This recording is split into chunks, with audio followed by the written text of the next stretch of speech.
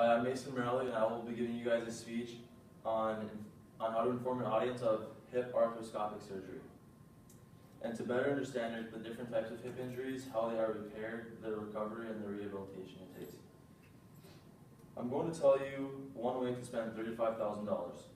Did you know the number of hip arthroscopic surgeries performed in 2014 is expected to double from previous years, even at $35,000 per surgery because of such success? The first hip arthroscopic was used for diagnosis of unexplained hip pain. Now it's used to surgically repair common hip injuries such as femoral acetabullar impingement, labral tears, and cartilage abnormalities. Only select few surgeons will perform these surgeries due to the difficulty of accessing the injury deep in the hip. According to What is Hip Arthroscopy, this surgery was first developed in 1931 by Michael Samuel Berman, practiced on cadavers. On July 1st, 2013, my best friend and fellow hockey player underwent hip arthroscopic surgery to repair a femoral acetabullar impingement and labral tear. I hope to inform you to better understand the different types of hip injuries, how they are repaired, the recovery, and rehab. Now let's discuss the different types of injuries, then get into how they are repaired and what to expect for rehab and recovery time. First, I'm going to tell you about some types of hip injuries and disorders.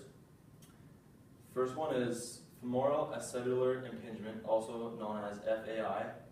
It is when the hip joint is made up of a perfectly spherical ball or femoral head inside a perfectly matched socket, acetabulum, with impingement issues sometimes from birth, the result of changes in growth, injury, disease, or family history. This shape can become misinformed. A bump can appear at the upper end of the thigh bone, the femur, which changes the shape of the ball. As the hip bends, bump starts to catch or impinge. There are different types of impingement, cam or pincer. My friend had a cam impingement where the ball had an abnormal shape. The impingement causes pain in the groin when the hip is bent or flexed. Surgeons test for this by taking the leg across the midline and rotating the hip inwards. If this causes pain, it's considered a good indicator that an FAI is present and the joint is damaged.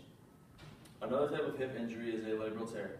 The labrum is a type of cartilage that surrounds the socket and ball joints. It forms a ring around the edge of the bony socket and joint. There are two types of tears.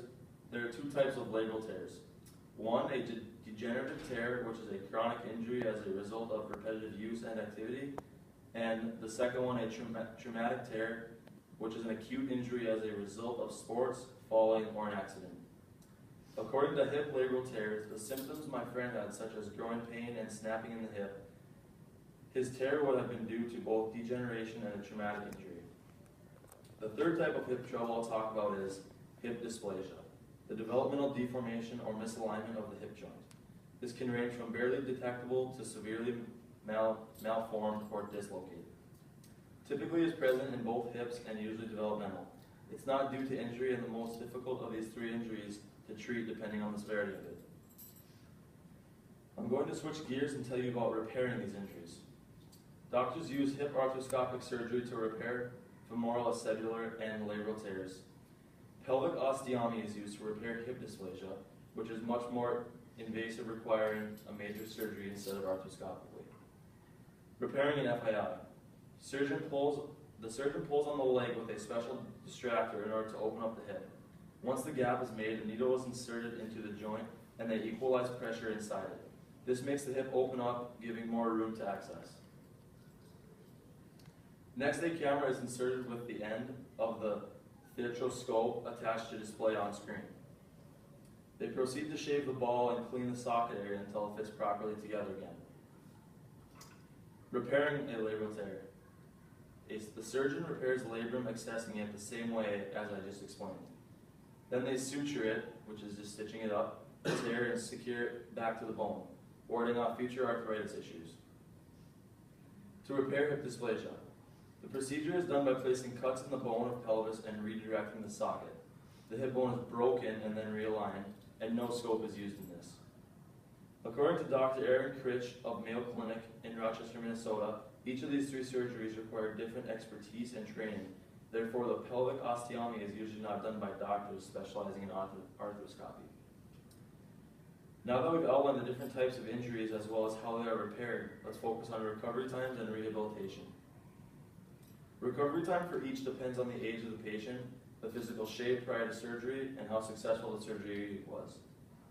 Hip dysplasia has the most difficult recovery because a major surgery involves approximately 5 days in the hospital.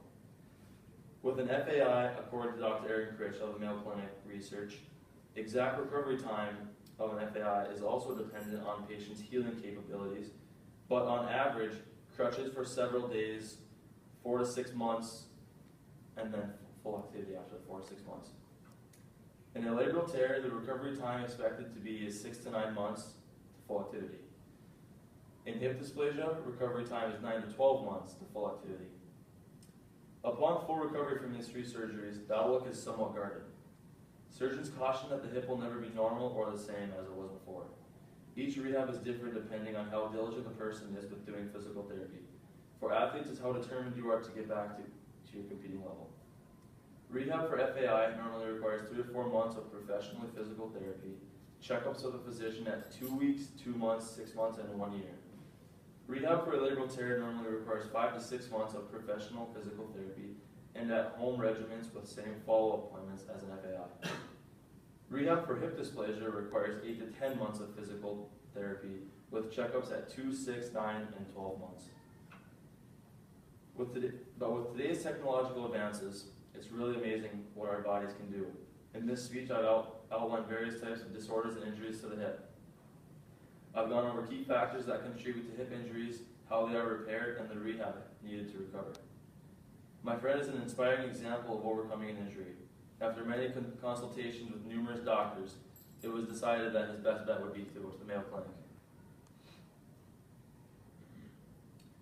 He was fully recovered in 5 months, which is quicker than average, and like anything in life, determination and hard work are a positive combination. You can't put a price on health, performance, or ensuring our bodies are working properly. In this case, it was a $35,000 well spent.